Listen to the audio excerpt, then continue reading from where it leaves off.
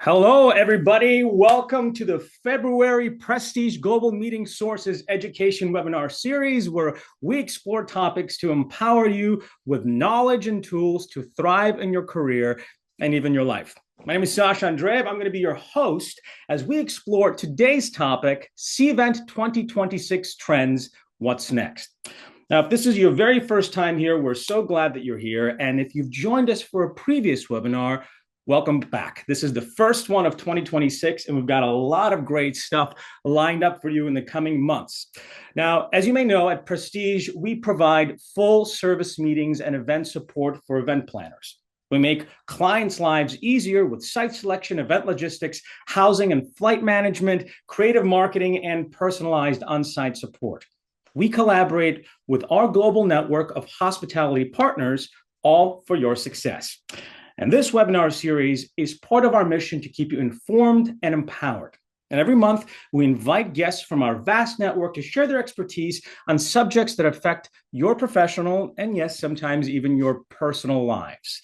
And with that said, I want to introduce today's guest, Victoria Akinsowon, who's the manager of content marketing for Cvent. Now, a little bit about her before I bring her on. For over 5 years, Victoria has been developing and executing content marketing strategies, driving growth for businesses across industries. She's currently the manager of content marketing for the European division of Cvent, which is one of the largest event technology companies in the world, serving approximately 21,000 clients worldwide. I am so excited to bring her on. So, Victoria, welcome to our webinar series. Thank you, Sasha. Such a great welcome. I'm so happy to be here. Well, before you start your presentation, I'd love to hear a little bit about what Cvent is all about. As somebody who's attended multiple conferences, I know Cvent makes the app, the event app that a lot of people use, but Cvent is so much more than that, right? Absolutely. So, put simply, Cvent provides event technology that helps planning and executing events and reporting on events, makes that whole process a lot easier. Now, you touch on something that sometimes comes up that people think, oh, do you just do this one point solution? Actually, no. Cvent's technology runs the whole event life cycle. So, from venue sourcing, how are you going to find that supplier, that venue, that vendor for your event, right through to, as you mentioned, their registration, but also on-site engagement solutions, as well as reporting. And our technology is both for event professionals and for hotels, venues, and suppliers. So really powering the entire ecosystem is what we like to say. Yeah, kind of start to finish. I know Prestige is a platinum partner with Cvent, which puts it among the, if I remember correctly, the top 1% of users in the Cvent community. And it's something that obviously then Prestige can offer clients by tapping into all the different resources that you guys have. It's going to be very exciting, certainly for me, to hear what you have on deck for 2026 and ways that Prestige's partners and clients can utilize us in terms of tapping into what you have. Yeah, absolutely. And I think that's, obviously why we're all here today is to really look ahead to what will 2026 bring. Looking forward to getting to that discussion with everybody. Excellent. Well, before I let you get started, I want to give a reminder to all of our viewers that if you have a question during the presentation, we have a Q&A function at the bottom of the screen that you're able to utilize. There's also going to be some polls and quizzes happening throughout Victoria's presentation, and the chat window is open, so you're able to interact with her that way. If you want to leave us a question or comment, we'll address those at the end of Victoria's presentation. And also, this is going to be recorded and made available for viewing on the Prestige Global Meeting Sources YouTube channel. So in case you want to watch this back or share it with a colleague who wasn't able to make it, it will be available there. With that said, Victoria, take it away, and I will see you after your presentation. Amazing. Thank you so much. So, hello, everybody. As I said, I'm super happy to be here talking about 2026 trends and predictions. As Sasha mentioned, I look after content marketing strategy here at Cvent on our event solution side. You can tell by my accent, I'm based in our London office, looking after our European region, but working very closely with our global teams to put together content that really helps shape the narrative and conversation in our industry.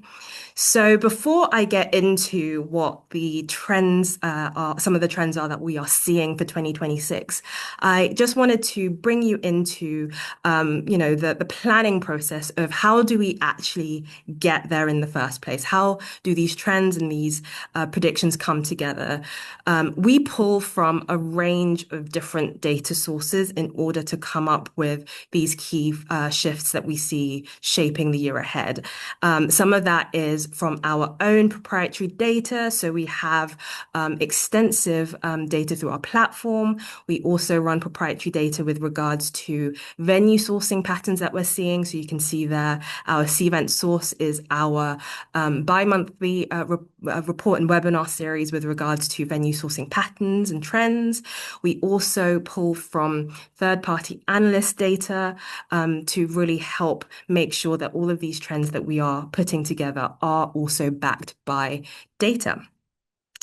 And what we do with that is we pull all of that information into our annual trends report. So this is our 2026 report. There's a QR code there.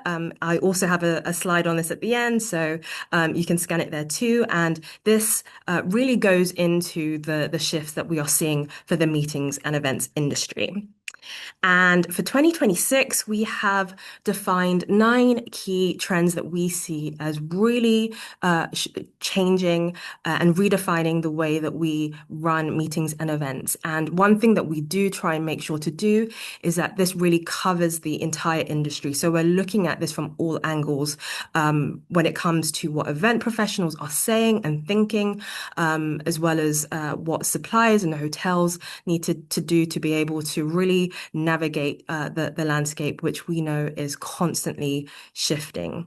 So for 2026, we have these 9 trends, but for the purposes of the next 30 minutes that we have together, I'm going to talk you through 4 of these key trends that we are seeing. So we'll start the conversation off by looking at why trust is becoming so much more important today. Then we'll look at the impact and the power of micro events. We'll go into the importance of storytelling and event design. And then, of course, I don't think any trends discussion would be complete without talking about AI. So I'm going to talk to you about some of the shifts that we're seeing in that area as well. So let's get started with the first trend then. This is all about trust. And I'm sure you might be thinking, well, Victoria, hasn't trust always been important? What I would say to that is, if we think about the landscape that we are in today, AI is everywhere. And now at Cvent, we love AI, and we'll get to that towards the end of this webinar. So this is not an anti-AI discussion by any means. But the reality is that we have increasing amounts of AI-related generated content, I should say, and a whole load of digital noise as well. And I don't know about you, but sometimes when I'm scrolling on social, whether that's LinkedIn or Instagram, sometimes it can be really difficult to know what's true, what's not true. AI-generated videos are getting a lot better. And aside from that as well, there is a lot of uncertainty happening in the world right now. And what this slide is showing is just some of the ways in which AI has been found to generate some falsities. So Sports Illustrated, was found publishing AI-generated stories and making up bios of authors that didn't exist. And that was in 2023. And something similar happened with Wired and Business Insider. And then in Ireland, there was an ad that was AI-generated for an event that did not even exist, but thousands of people turned up. So why am I saying this? I'm saying this to say that this is the landscape in which our audiences are operating in today, and the landscape within which we are all living in today. It's really trying to know what's real, what's not real online. And that's why we are saying that trust is the defining currency for 2026. But it's not just us saying that. We do have validation from analysts like Forrester. In this example, this is really talking about, human expertise becoming increasingly important as buyers are seeking more validation and the power of offline brand experiences. And so that is the shift that we are seeing. This return to, I've seen this term a lot, IRL, in real life, the return to human connection, which is what people are wanting to see today. And what obviously, all of us are working within meetings and events, and the best channel to achieve that human connection is events. And it's not just this fluffy, we want to, connect, even though that is really, really true. There's nothing better than meeting someone face to face, having that eye to eye connection, and really being able to have a real conversation in the room. There's also tangible business benefits. And so one report stated that the majority of attendees who said they saw increased trust in a brand after the event, they then went on to make a purchase from that brand. So we are really seeing that this human connections that events drive and the engagement that comes from that also then leads to action post event. So it's a real commercial importance and across industries. So that could also be from an association perspective where member loyalty and engagement is so important today. So trust is that repetition and the drumbeat throughout this presentation. And so what this slide shows is some of the ways that you could start to think about really putting trust first when it comes to planning your meetings and events. And that first, point of designing moments for human connection is all about creating that space for that peer-to-peer knowledge. And we know that networking is such a huge reason why people attend events today. So creating space for that within your event design, and delivering on what you promise. So really thinking about what is in it for your attendee to come to this event, to come to this venue, what's in it for them, and really communicating that, and then showing up on site at the event with that consistency of what you said, of what you outlined would be there prior to the event.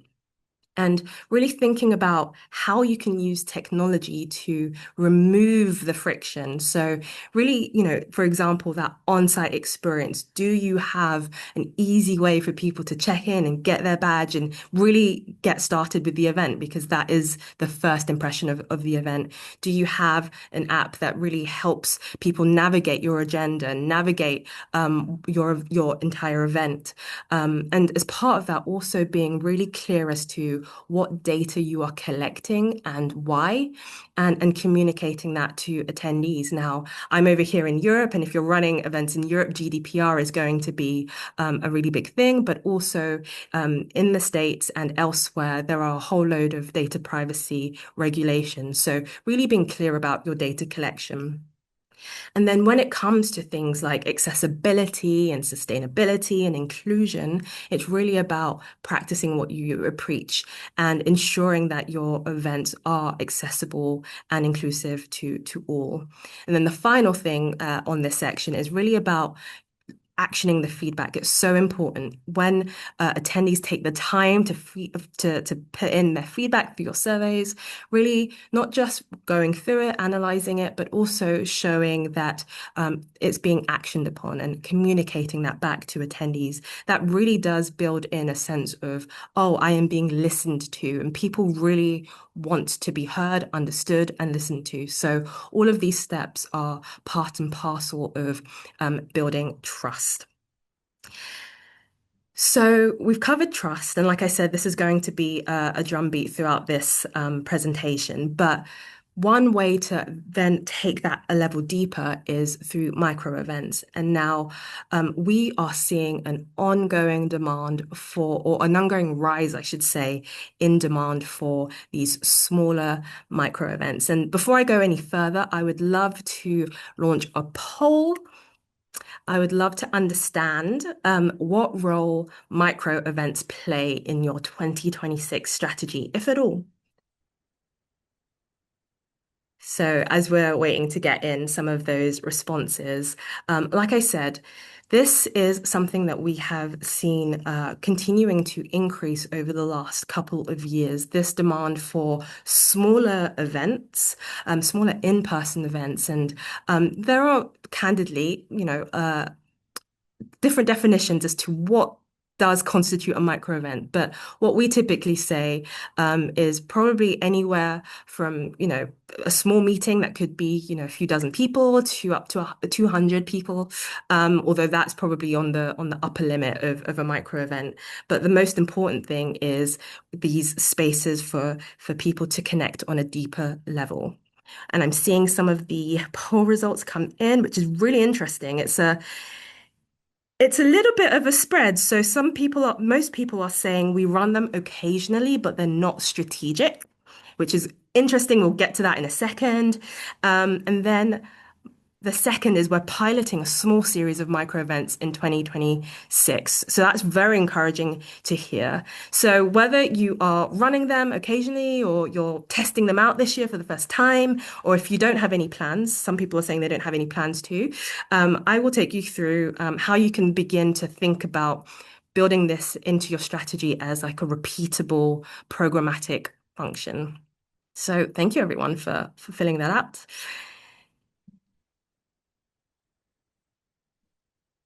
Cool. So moving on then, like I said, we are seeing this. So this is a stat from Forrester B2B events, and this was 2024. So you can imagine now we're getting into 2026. This is not a new trend as such, but more of a validation of this ongoing demand for it. And I'm going to give you a couple of examples of how we do it at Cvent. So one thing that we run globally, so both in the States, in Europe, where I am, in our APAC regions, is these customer success groups. Now, our customers are very, very important to us, and it's so important to keep those touch points throughout the year. And so customer success groups are spaces for our customers to come and participate in industry discussions, get more hands-on with Cvent technology, and really also meet each other. I was at a CSG, as we call them, a couple months ago in London, and it was so great because we had customers from different companies talking to each other saying, "Oh, you use Cvent for this? I didn't know you could do that. How do you do it? Tell me more."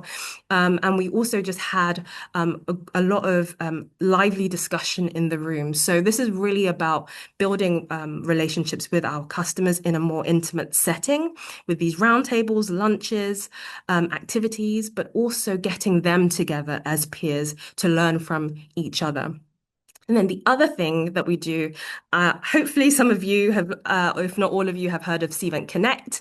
We run Cvent Connect in the US and also in London. This is our annual conference program, our flagship conference. And sometimes people ask, okay, Victoria, I run a large event. How do I make the micro event thing happen? And what I would say to that is it's about creating micro moments within a larger conference program. So at a Cvent Connect, if you came, let's say you are an event professional and you come, we have our leadership summit, for example, where we are getting senior event professionals together in a room to talk about things from proving ROI to budgeting, topics that are really specific to that group of people. If you're a hotelier, we have our success groups as well for hoteliers to come and really knowledge share in that space as well. We have meetups that are for specific industries. So if you are from financial services or you're an association, you can come and speak to people who are facing similar problems or similar challenges and try and find solutions together. So the takeaway from this slide through these examples is really about thinking about how do you create the space to bring people together where they are able to build relationships, they are able to network, they are able to problem solve together.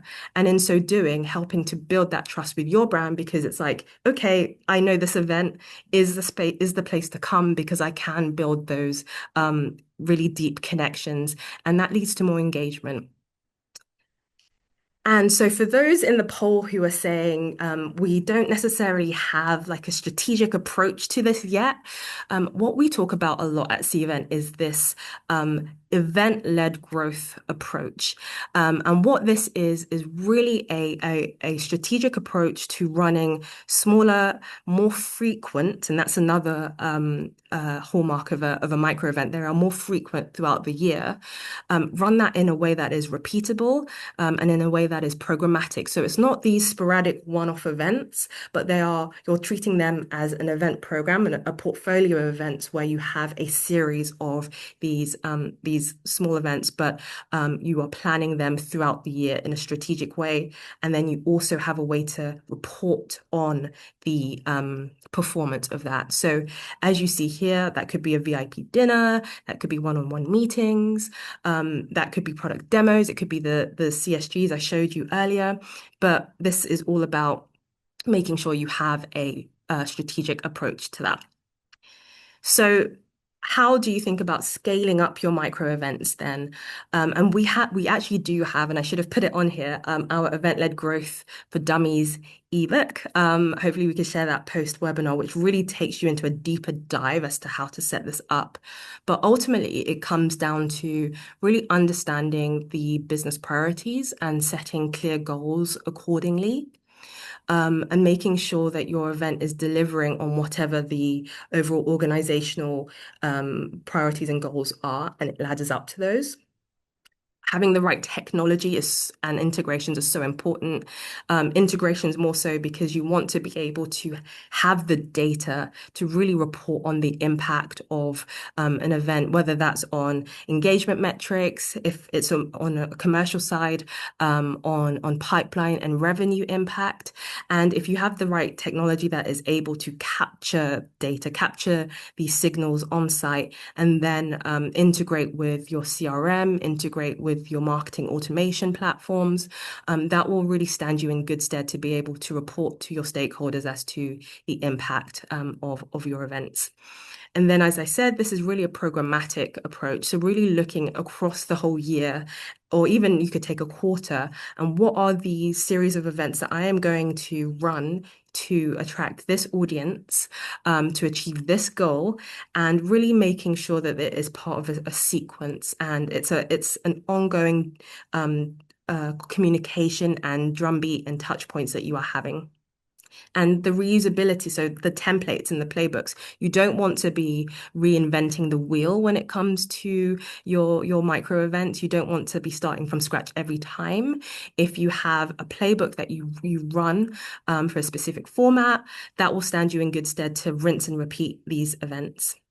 And the same is for personalization, really making sure that you are thinking about how do we create the environment that create the content, the outcomes that the people we are inviting need to make this event worth attending and making sure you're getting what you want out of it. And then the final thing is reporting on success. And that's why I mentioned having the right technology and the right reporting tools. That will be very, very important. Okay. So that takes us then to the next trend that we're going to look at, and it really follows on. And again, you might look at purposeful event design and storytelling, and you might think, oh, this always been the case? But really, what's new here is making sure more than ever that you are designing for engagement. Now, we run an annual planner sourcing report where we survey close to 2,000 planners, and we ask them, what are you thinking about when it comes to sourcing a venue? And what are the priorities that matter to you? And we had 63% of planners saying engagement is so important, is their top metric. It actually beat out cost. And we are seeing a year-on-year increase in the amount of planners sourcing special event venues, unique venues, and these two are linked because the unique venue sourcing is linked to planners wanting more attendee engagement. And I'd be curious to know in the chat if this is something you're looking into, or if you're on the venue side, this is something you're finding as well. And what it comes down to is really creating these emotional experiences, these memorable moments. And I won't read everything out on this slide, but really what it comes down to is this ecosystem, because it's not about, as an event professional, you're on your own creating these memorable moments, these engaging moments. It's about working with your suppliers, working with your venues to co-create these immersive experiences, to design content that is interactive and gets people involved and participating in the moment, and creating activations that lend themselves to be shared online and create that buzz and that FOMO for your event. Because again, this all leads to engagement, which leads to more trust in your brand, which leads to outcomes that you're looking at, whether that's more pipeline or whether that's more revenue, or whatever your measure of success is.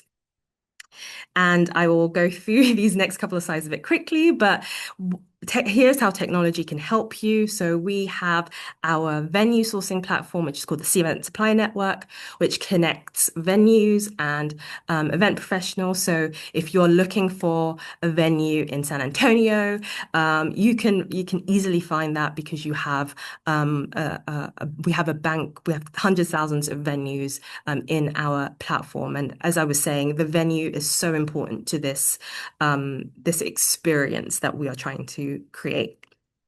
And similarly, looking at, if you want to be able to design a space that is engaging and it's fun, this is our 3D diagramming, which also has an AI component to it, where you can really start to see how you can build that space before you get on site, and really start to think about, can I can I visualize what my spaces look like? Can I experiment with different layouts? What is the best way to set up this space and design it in such a way that it leads to the behavior that I want for this event?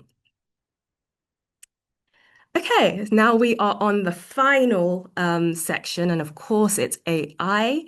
And before I get into it and the shift that we are seeing, I'd love to launch another poll, our second one. I'd love to understand what your current use of AI is. Are we like on the spectrum of not using it really? And if that's the case, I would ask why? Are you experimenting still, or are you quite confident with your AI use, and you think you're in quite an advanced stage? Ooh, okay, I'm getting the some of the responses in. Most people are saying we're experimenting with a few tools, which is very interesting. And second is we're using AI for specific workflows. So it sounds like there's a mix of experimentation, and also, okay, we've identified areas where AI can help us, and we are using AI for that. So what we are saying this year is the last couple of years has been a lot around experimenting, trying to understand, okay, how can AI really help? But what we are saying for 2026 is we kind of have to move forward now. It's really about being able to demonstrate the impact and the value of your AI use, because you might be investing a lot of time, a lot of resource into AI, and if you're not able to quantify the impact of it, then that is going to be problematic in justifying its use. So we'll get on to how you can do that in just a moment.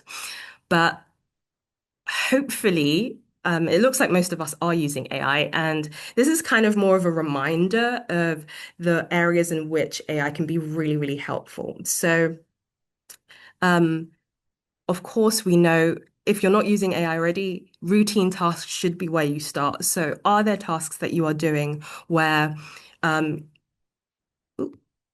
share the results of the poll. Are there tasks that can be automated? These are tasks that are not super strategic, and is just taking up a lot more time than they need to.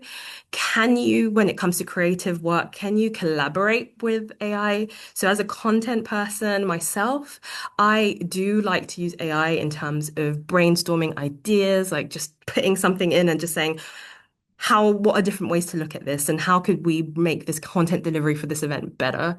But where you obviously don't want to lean too much on AI is on the strategic stuff. So you really need to make sure that you are still making driving the train, as we say. So making the strategic choices and making sure that you are overseeing AI, the use of it.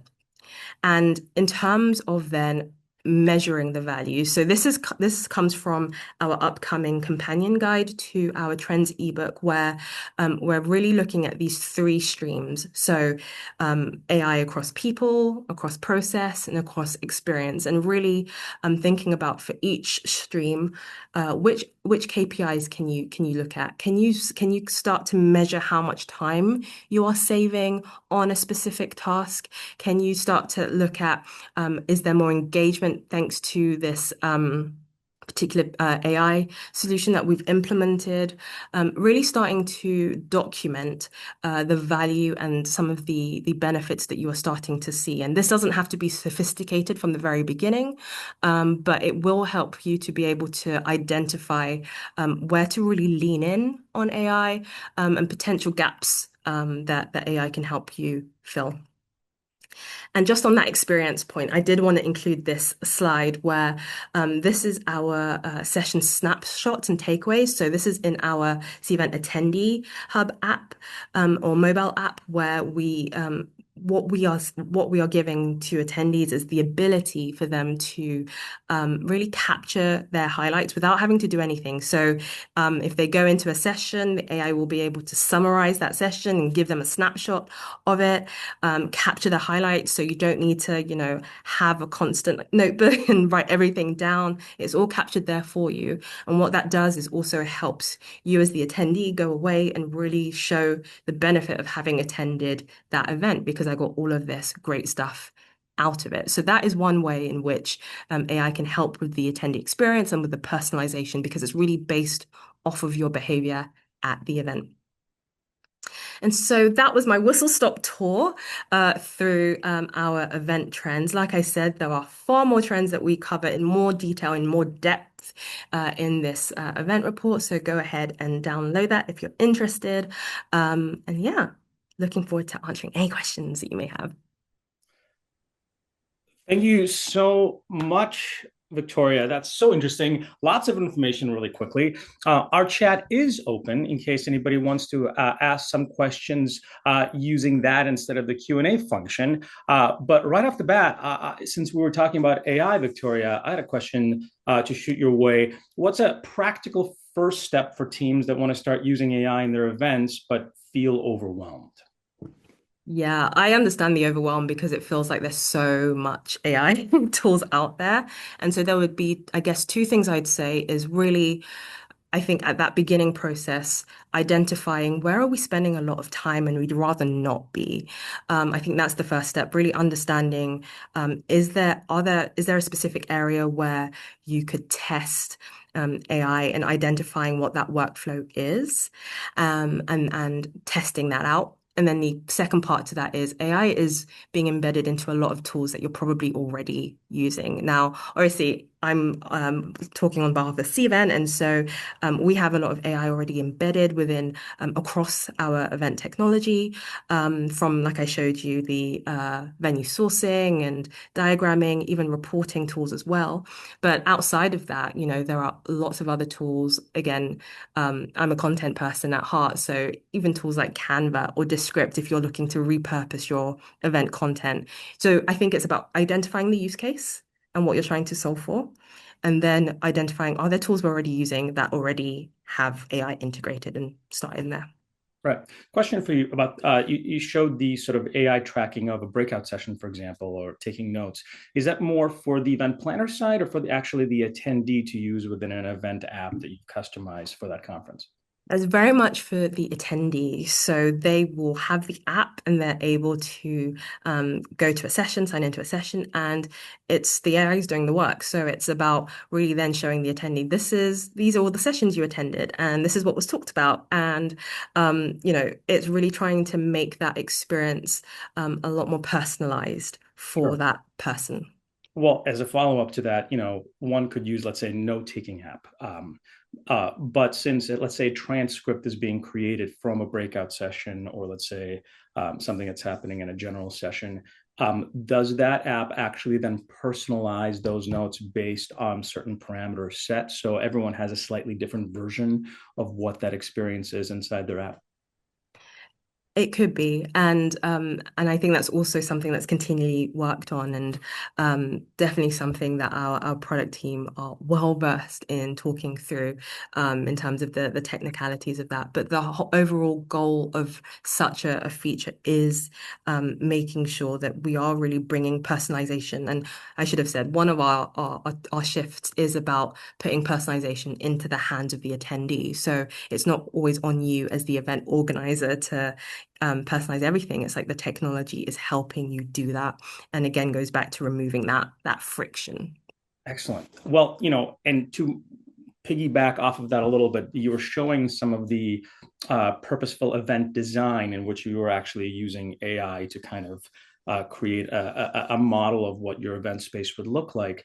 Could you talk a little bit about what purposeful event design actually looks like in real life? In real life, really, it's about asking the question, what what what do we want our attendees, our audience to do and take away? And really put being attendee first in that sense. And so purposeful event design is thinking about all of the different touch points. So it even starts probably before your event. So that pre-event, the registration process, how are we making sure that each touch point we have with the attendee is crafted in such a way that there is there is no barrier to entry. There's no friction point for attendees, and it's really a smooth journey and experience. And then when they come on site, um, the content is crafted in a way that it is valuable to the attendee. The networking opportunities have been designed in such a way that it does lend itself to that peer-to-peer knowledge sharing that we know is so important. So is it a roundtable? Is it an ask me anything with experts? It's really just being creative about how we bring some of our messaging to life, so that it leads to the engagement and the outcomes that we are trying to achieve with this event. Sure. It's interesting hearing you talk about that because as somebody who has, emceed, been a conference host for a lot of events, I think about what is the story that event is telling from a mission standpoint, whether you're trying to inspire, whether you're reflecting the previous year, looking forward to some of the touch points or things that you really want to focus on for the coming year. And at least for me, what is my job to craft that in so there's a through line, a beginning, middle, and end, so people have a takeaway. And an interesting thing I heard at a recent conference from an executive who's just like how do you know if an event is successful? Is that, it's if you're feeling the motivation not just during the event, but you're feeling it on Monday, the following day, that like that kind of energy, which I think does come from the narrative and the storytelling of what it is, gets carried through it and makes sense to them, that it keeps them fired up. So that makes a lot of sense for me, not just from what you see on stage, but literally as you move through the physical space with every point of contact that the attendees have. Absolutely. And the only other thing I'd add to that, and you're quite correct, is like the venue is the backdrop to all of that. And so it's about, can you work with your venue partners to really design these spaces that are immersive and that are really like lends itself to the creative juices to flow as the attendee comes into the event. So I think that all plays a part in the storytelling of your event. Excellent. One more question for you, since we're talking about events. We're talking about, a lot of people are used to these big conferences and this idea of micro events that you touched on earlier. If a team is used to these big conferences, what's a good place to start with micro events and how to sort of wrap your mind around that? Yeah, absolutely. So, as I mentioned earlier, we run Cvent Connect in the US and in London, and we have thousands of attendees. It's a big conference. It can feel overwhelming, right? So, we really try to think about the different types of people that are coming to our event, whether that's along an industry lens, whether it's by role and persona, and we try to think about what would this person need from the event and designing around that. So, like I said, we have exclusive invite only programming where it's really based on, okay, you are a CMO and you're a senior marketer. We have this group and meetup for you. We have this session for you. You are a head of events. You are an event professional. We're going to create this roundtable for you where you can really come and meet your peers and discuss the issues that are or challenges that you're facing today. So it's really thinking about, again, from the attendee lens, who are those different groups of people that you're trying to reach, and then what can you put into the agenda, whether that's sessions, meetups. We have summits within that can really create space for those groups of people. Got it.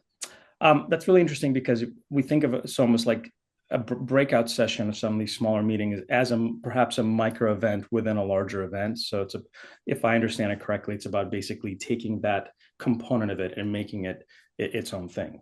Correct?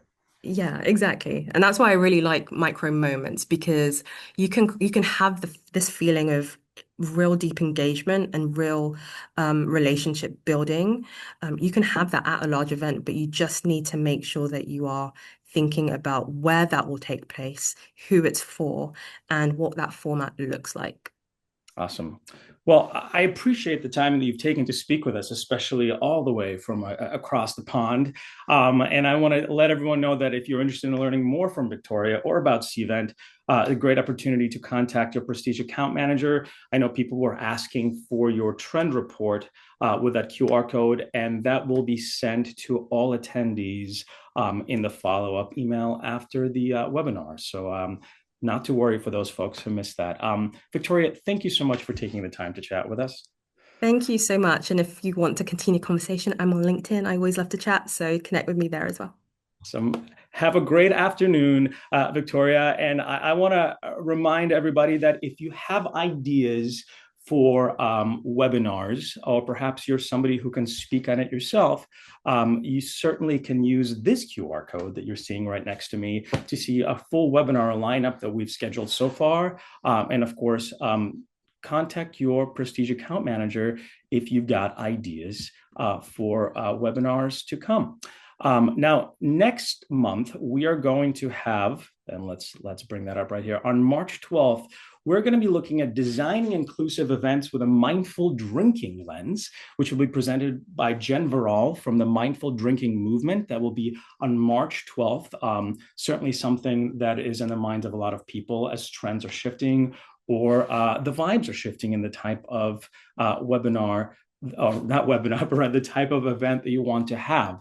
And of course, if you have any questions about it, you can always reach out to your Prestige account manager. I want to thank everybody for hanging out with us this morning/afternoon. I'm excited to see you all on March 12th. And of course, as we fill out our schedule for the rest of the year, 2026 has some great topics coming up. So definitely stay tuned. And until March 12th, my name is Sasha Andreev. Thank you so much for tuning in, and we'll see you all next time.